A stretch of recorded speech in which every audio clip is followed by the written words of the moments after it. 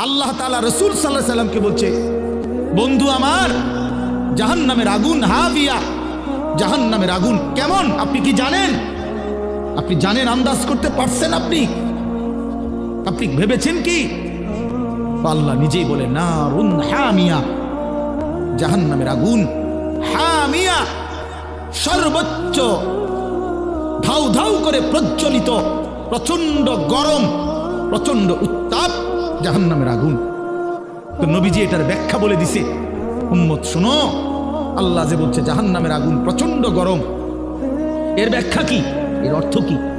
আল্লাহ নবী সাল্লাল্লাহু আলাইহি সাল্লাম বলেন, সাহাবীরা শোনো, তোমাদের এই দুনিয়ার আগুন জাহান্নামের আগুনের 70 ভাগের 1 ভাগ,